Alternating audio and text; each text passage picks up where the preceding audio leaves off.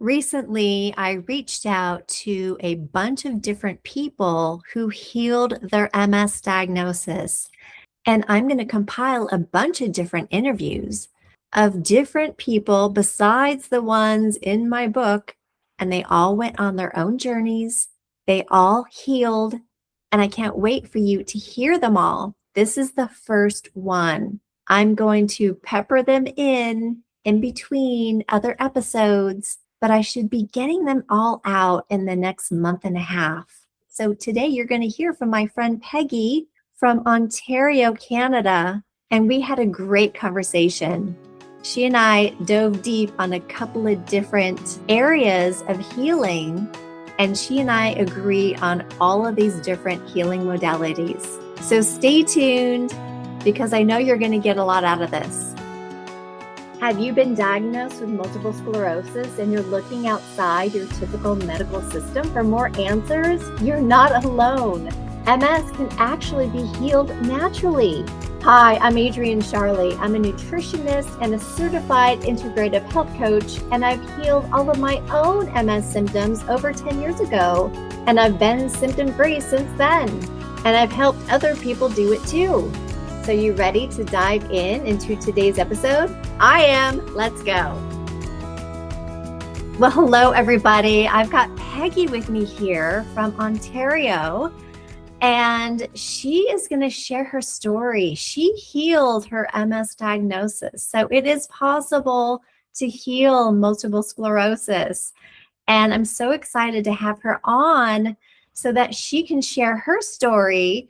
And I think you're going to learn a ton about how she healed herself. And maybe you can put together the same kind of protocols to help yourself. So welcome, Peggy. Hi, Adrienne. I want to ask you what symptoms started coming up for you. How did that process go? You went to the doctor, you got diagnosed, right? So tell us how it all got started. We didn't really chat too much about it before, but my symptoms, in hindsight, I could say started a long time ago, but I would say around 2015, I started having some balance issues. I remember in the middle of the night waking up and kind of feeling like I was tipping over towards one side. And not that I didn't think much about it, but I went to a doctor at the time and he just kind of said, oh, don't worry about it. And so I thought that symptom went away. And somewhere in the spring of 2016, I remember getting kind of like a flu. I was sick for a few days. And then I started having some other physical symptoms once the flu was resolved. I was a little bedridden. I wasn't feeling that great physically. I was a little bit immobile. But then that also resolved. And then in the fall of 2016, so somewhere in September, I started having some additional, whether people would find them scary, but being the personality that I am, I kind of tried to pretend like it wasn't there. I had that, what I know now is called that l'ermite sign when you put. Oh, Hermite sign. Yes, yeah. That too. Yes. Oh, okay. Yes. Yeah. So from I guess now the spinal cord. Yeah, lesion. for those who don't know what that is, it's when you tilt your head forward and you get this kind of electric shock or this kind of numbing feeling throughout your whole body, through your nervous system. So it's an odd feeling. So yeah, we both had that. Yeah, continue. What else do you? Yeah, odd feeling, and it was very painful, and I remember trying to kind of get rid of it myself. I don't know why I thought that, and then I shared this with my partner, and he thought, well, you should see the doctor about this. It doesn't sound normal. So I did. And I saw a doctor who didn't quite understand too much at the time what was going on either. But long story short, he thought he had the wrong thought process, and he should have sent me for an MRI, I guess, or to see a neurologist to see what was going on, but he didn't. And as I was waiting for this other tests, I kept getting more stressed because now I don't know what's going on. I'm having these weird symptoms, and the additional stress, things got worse. And then in November of 2016, I started having even that MS hug, that tight feeling Yeah. around your waist. I didn't have that, but I hear about it. Yeah, like that girdle feeling, like you can't breathe. And so after experiencing the MS hug, I started losing feeling in my body, which eventually turned to losing feeling in most of my body. So legs, arms, anything below the waist. So Oh. yeah, it was pretty scary. My arms weren't functioning. And in fact, I ended up in the hospital because of it, where they finally said, okay, let's get those MRIs. And interestingly, I had gotten one MRI. I was there for a few days. And as I was getting the second one, they brought me down. I stood up and I couldn't walk, couldn't use my hands. And this happened as I was waiting for the MRI. So I got this MRI, and finally, I think the doctor was able to even diagnose me. Yeah. Well, what did you think when you heard that? Part of me, it sounds weird. I mean, there was an initial like relief because all this crazy stuff was going on. So at least now I had an answer. It was I know what's going on. And that is, I think maybe a lot of people may be in the same situation. There's a sense of relief in the initial reaction. Yeah, no, for sure, because it's just good to get a diagnosis. When you have all these weird symptoms and you have no idea what's going on, I think it's even scarier. Yeah. But once you know what you have, then at least you can deal with it and educate yourself on it, right? Yeah, that's exactly what it was. I mean, not that I was happy about this, but part of me was relieved because the stress from waiting was making things much worse. Yeah, I'm So sure. yeah, I had something to work with. Yeah. Okay, so after you were diagnosed, then did the doctor prescribe a medication? Yeah, after meeting with the neurologist that they found suggested medication, and I was not excited about it, but I was happy that there was medication, and I got a whole pile of pamphlets, and I was looking through it, and yeah, he had even suggested, I think you should take this one, which was Tecfidera. I went home and met with him a few weeks later. I can't remember the timeline, and yeah, sure enough, I decided to start taking medication. And so do you feel like that worked? Now, definitely not. Okay. How long were you on it? I was on it for 2.5 years. Okay. At the time, there was relief. I think, not to call it the placebo effect, but you're putting all your eggs in that basket. So that felt psychologically. So your thoughts, you're hoping that this drug is going to work, right? And so I'm guessing, you tell me, so while you were taking this medication, did you find some symptoms start to fade? I think you said you actually were getting side effects too. I was getting side effects. And one thing I didn't mention was that while I was in the hospital, they did give me Steroids? IV steroid. Yeah. Okay. So if anything worked, that would have been what, helped stop some of the inflammation. But the pills that I was taking, I don't think did anything. And if anything, they gave me side effects. What did you experience? So those pills tend to make people flush. So I would go to work at the time, and then there's certain moments in the day where my face would turn red, and so you're always blushing. I was always blushing. I was extremely, I looked like I was extremely shy. All right. So is there anything else that you learned or that you did while you were healing? Like, did you change your diet or anything else?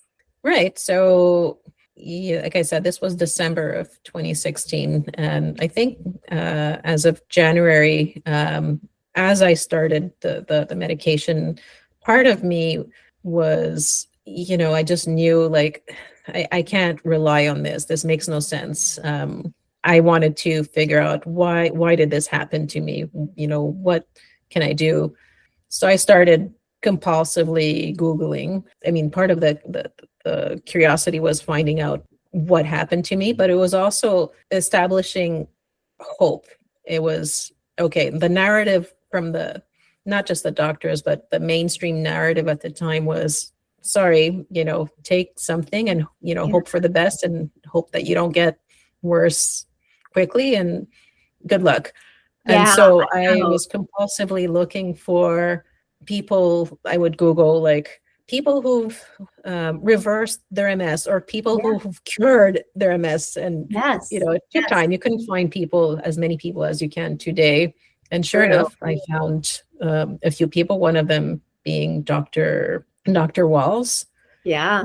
who reversed her MS through mainly dietary interventions. It was lifestyle. And so I Yep. bought the book because I was feeling tired, I was depressed, I was anxious, my body was broken, and I started applying what I found in the book, and sure enough, I started feeling better. I had more energy. I was feeling less brain foggy, not less anxious, but more energy. And I Mhm. just remember there was a moment where I thought, that's it. Okay. There's something to it. Whereas before that, like other people, I just thought, okay, food doesn't really do anything. This is, not that it was a hoax. I understand that food is good for you, but I couldn't see the power of food. How, Until it but happened to you, right? yeah.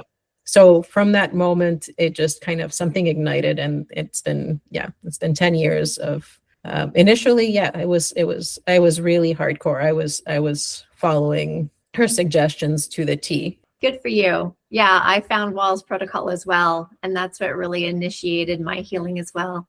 So that's great. That's great. I'm guessing you're not as hardcore on the diet today as you were. Yeah, No, no. But you probably changed your diet from what it used to be, right? Before you it were wasn't. diagnosed. Yeah, it was. I wasn't. I didn't. My diet wasn't terrible to begin with. I Okay. I, I can't say I was overweight, and I changed things drastically. But when your body breaks down, you're not healthy. So food is really, really important. And so when you say, yeah, I'm not as hardcore today, part of the reason is because I'm no longer excessively tired all the time, or, have brain fog or low energy. So my body can handle, the occasional treat, or, Yep. not that I ate pizza all the time, but if I did, nothing would happen. But at the time, I remember being really, really rigid, and Yep. for good reason, because the moment I did have bread or pizza or Yep. something like that, then I would suffer. I was Yep. tired, or I would feel Same. something in the brain. And so Yep. because I no longer have that, I'm not as strict, but I still avoid, sugar or grains or bread, or all of that stuff. What about dairy? I avoid dairy because I can still see that for me, I'm not like some people are lactose intolerant. I don't I'm okay with that aspect, but I can tell that there's inflammation. You talked about stress a little bit too. We both know that stress has a lot to do with inflammation and disease. So tell us what kind of stress levels you were having, maybe while you were having the first symptoms with MS. What was happening in your life? There was nothing, nothing major. It's just on a personal level, like I was not in a good place. That caused kind of a depressive symptoms, and anxiety symptoms was I wasn't resilient, for lack of better words or comparison. I went through a period where I kind of had to do more than I needed to. I was basically, like I said, I was pushing gas and brake at the same time. I was doing things. I worked hard. I took care of family. I had a young daughter at the time, but I can tell energetically, I wasn't someone who was happy to be doing things in life. Everything was stressful. Okay. So Yeah. So you're just kind of at a darker point in your life where you weren't happy, right? Maybe you're having more negative thoughts than you are mhm, today. And yeah, like I think of stress as really, any looping thoughts in your head that are negative, like anything that's negative that you think of a lot, or if you're in a place where you're not happy, if you're in a relationship where you're not happy, or if you have a job you don't like. So yeah, that makes a big difference. So I'm glad that you kind of figured that out, right? But And it's then, in hindsight. I didn't know it at the time. I kind yeah. of had the feeling that, okay, I'm just, overdoing it, or I should chill. I should just relax. I should be happy. Some things are not going well, some things are. These kind of realizations, and I knew it intellectually, but to get to the point of embodying that's been a journey. It wasn't like an overnight thing, and that's okay. And be okay with it. I mean, I remember at the time, my relationship was good, a loving partner, a healthy daughter.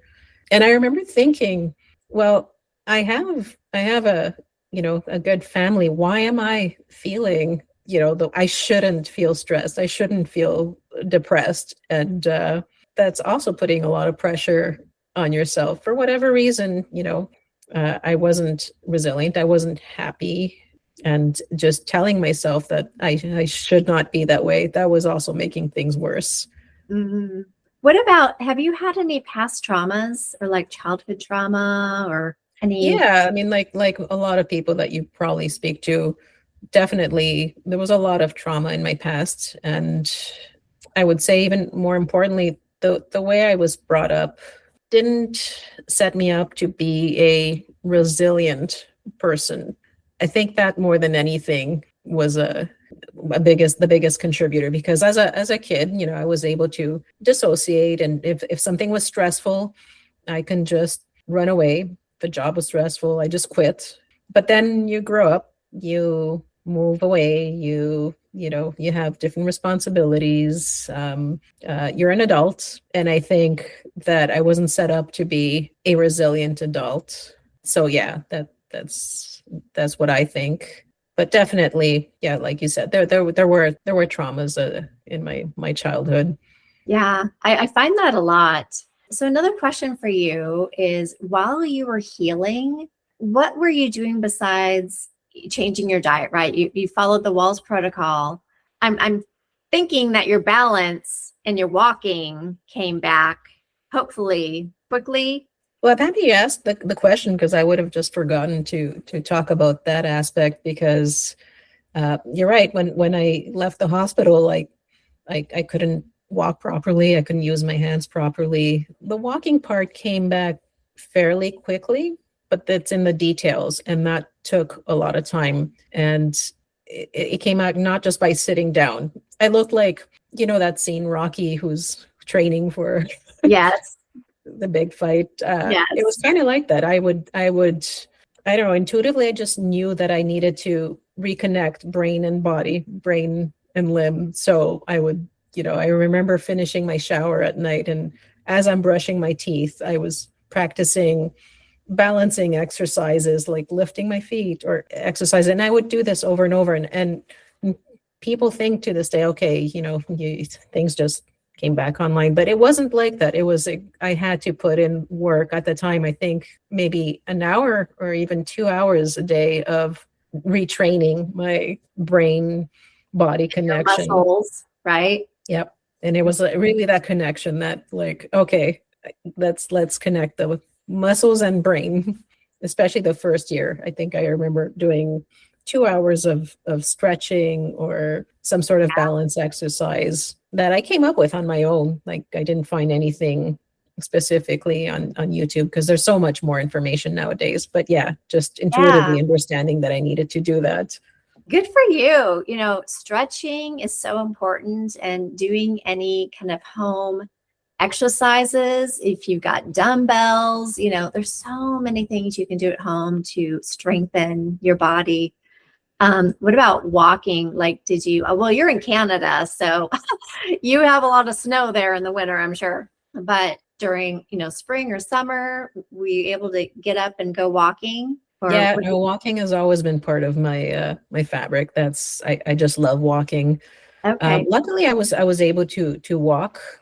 It was in the details of things that I lost. So the walking part came back fairly quickly, but I continued. Yes, walking. I would continue to walk at least half an hour every day. Okay. So is there anything else you did besides exercise and diet and, of course, working on your internal dialogue? One important thing that I didn't think of about too much at the time was the what if, like, but in a negative way.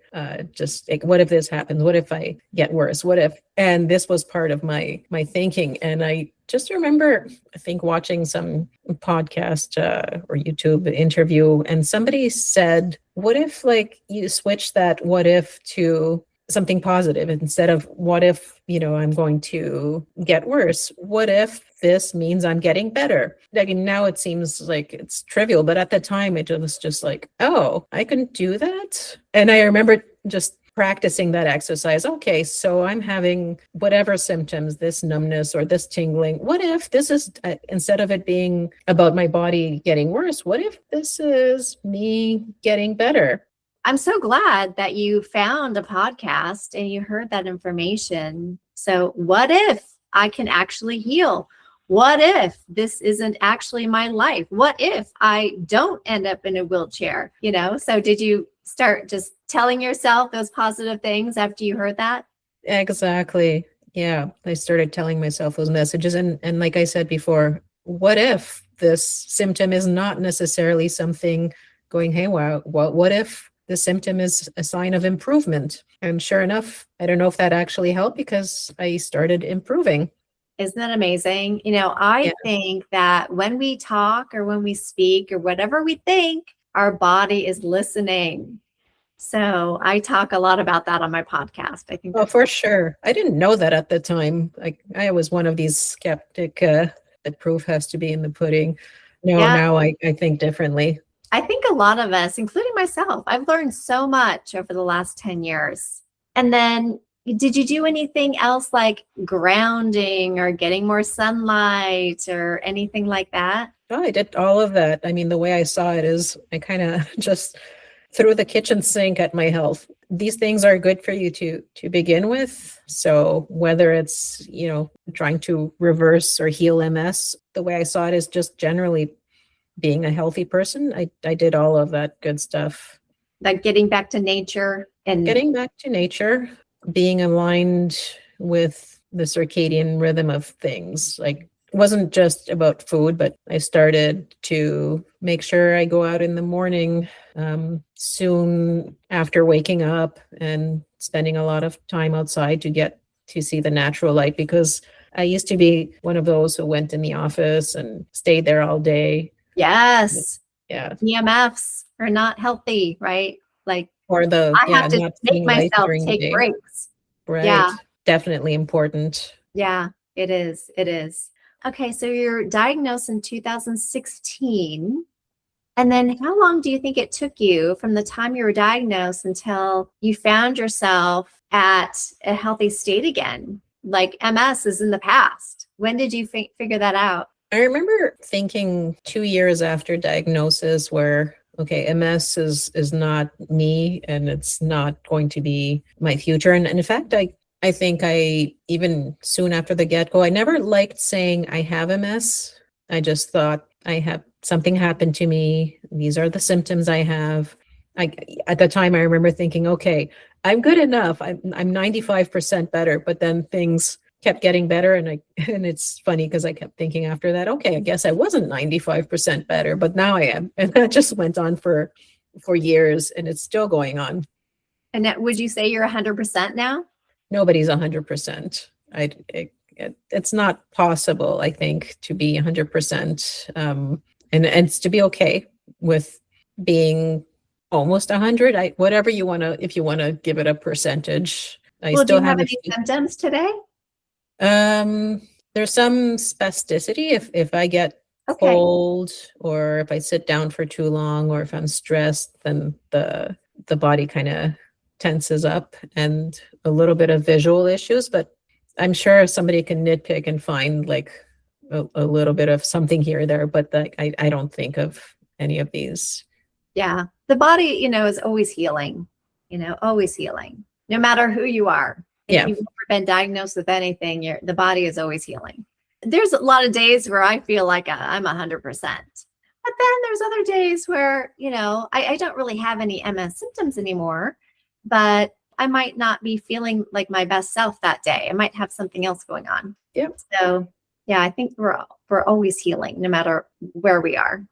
And that's just the way the body is, right? I mean, it's always healing. We just have to get out of the way. Yeah, for sure. For sure. Well, thank you, Peggy. Thank you for coming on and sharing your story. This is incredible. Is there anything else you want to share? Like, can you give a last positive message to anybody that might be listening? Yeah, I would definitely say don't give into a narrative that's disempowering. You're okay. You're not alone. Get help if you need to, but don't give up. Just have hope. I mean, I wish somebody would have told me at the time that it's not the end of the world. It doesn't have to be a big deal. You just put in the work, be well, and you'll be okay. I love it. Thank you so much. Oh, thanks, Adrienne. Hope everybody listening is going to pick up on a lot of hints and tips here. Again, thank you. If this episode touched you in any way, pass it on to a friend. And please rate this podcast on Apple Podcasts. It'll help other people find it and start their own healing journey. And then also sign up for my newsletter. Just go to nourishyourway.com, go to the newsletter tab, and sign up. I give lots of healthy information, ways for you to start healing, hints and tips, and a new recipe every week. It comes out every Sunday. And if you have any questions, just email me at info@nourishyourway.com. So until next time, you'll hear from me in the near future.